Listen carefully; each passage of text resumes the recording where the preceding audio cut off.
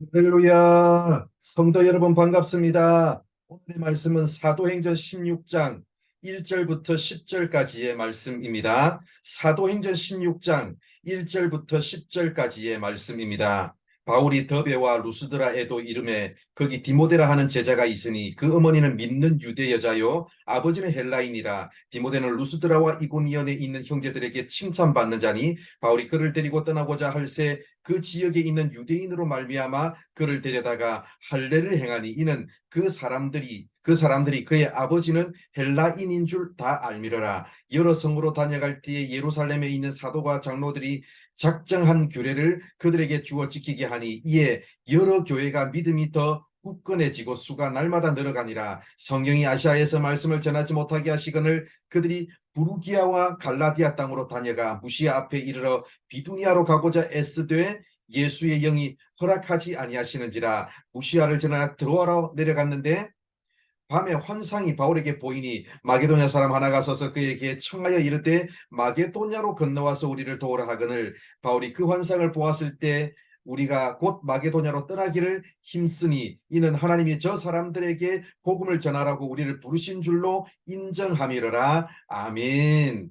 오늘 우리가 읽은 말씀은 바울의 제2차 선교 여행 이야기입니다. 바울은 제2차 선교 여행을 출발하면서 두 가지 계획을 세웠습니다. 첫째는 제1차 선교 여행 때 갔던 곳을 다시 한번 더 가는 것입니다. 그래서 자신이 개척했던 교회를 더 견고히 세우는 것이었습니다. 둘째는 에베소를 비롯한 아시아 지역을 방문하는 것이었습니다. 그 계획에 따라서 바울은 제1차 선교 여행 때 갔던 더베와 루스드라를 방문했고 루스드라에서 디모데를 선교팀에 합류시켰습니다. 그런데 바울이 디모데를 데려다가 할례를 행했습니다.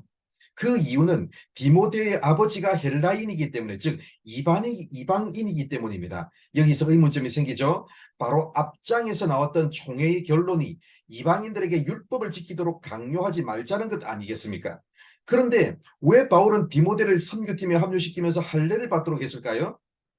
실제 교리적으로는 할례를 받지 않더라도 전혀 문제가 없었지만 선교 여행을 하는 중에 유대인 회당에 들어가서 복음을 전할 때 생길 수 있는 유대인들과의 마찰을 미리 제거하기 위해서 할례를 행하도록 했습니다. 디모데 입장에서는 기분 나쁜 요구일 수도 있습니다. 그럼에도 불구하고 디모데는 오직 복음을 위해서, 오직 선교를 위해서, 오직 유대인을 얻기 위해서, 오직 율법 아래에 있는 자들을 얻기 위해서 자신을 내려놓았습니다. 그런데 바울 선교팀이 여행을 하는 동안 문제가 발생했습니다. 바울의 제2차 선교 여행 계획은 에베소를 비롯한 아시아 지역을 방문하는 것이었습니다. 그런데 성령께서 바울의 계획을 막으셨습니다. 그래서 부르기아와 갈라디아 땅으로 갔고 무시아까지 갔습니다. 무시아에서 이번에는 비두니아로 가려고 했는데 거기서도 예수의 영, 즉 성령께서 가지 못하도록 막으셨습니다. 결국 바울 선교팀은 드로아라는 항구 도시로 갈 수밖에 없었습니다. 그러나 그렇게 인도하신 데는 하나님의 또 다른 계획이 있었습니다.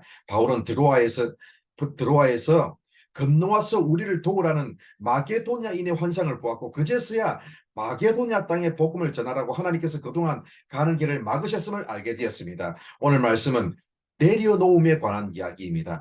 디모데는 복음을 전하기 위해서 사람들 앞에서 자신을 내려놓았습니다.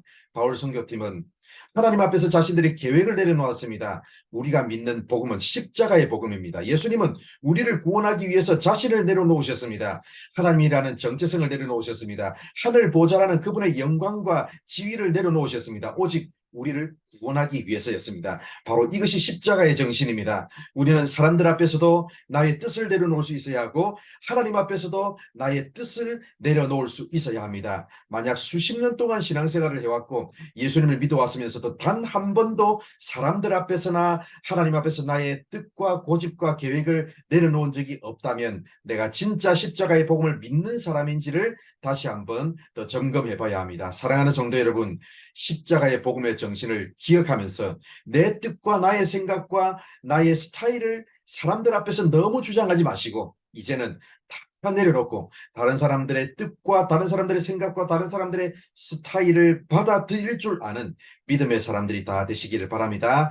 내가 아무리 선한 뜻을 가지고 했던 일이라고 할지라도 하나님께서 막으실 때 계속 나의 뜻이 이루어지게 해달라고만 기도하지 마시고 이제는 나의 뜻이 아닌 하나님의 뜻이 이루어지게 해달라고 기도할 줄 아는 진정한 십자가 복음의 사람으로 거듭나는 우리 모두가 되기를 바랍니다. 바울 선교팀이 가는 길이 막힌 것은 하나님이 새로운 길을 여시는 또 다른 그분의 계획이었습니다. 이와 같이 때로는 우리의 막힘이 오히려 하나님의 열림이 될 수도 있음을 아시고 오늘도 하나님께서 여시는 새로운 만남, 하나님께서 보여주시는 새로운 뜻, 하나님께서 인도하시는 새로운 길을 믿음으로 순종하며 따라갈 수 있는 우리 모두가 되기를 바랍니다. 기도하겠습니다. 하나님 감사합니다. 오늘도 이렇게 우리를 사랑해 주셔서 말씀해 주셔서 감사합니다. 하나님께서 아버지 우리의 길을 막으시고 아버지 또 우리의 뜻을 막으실 때 아버지 하나님의 더 좋은 계획과 뜻이 있음을 기억하면서 사람들 앞에서도 나의 고집을 꺾을 줄 알고 하나님 앞에서도 나의 뜻이 아닌 하나님의 뜻을 구할 줄 아는 진정한 믿음의 사람으로 거듭나게 하여 주옵소서. 오늘 하루의 삶도 하나님께서 이끄시고 인도하여 주실 줄 믿사오며 예수님의 이름으로 기도드립니다.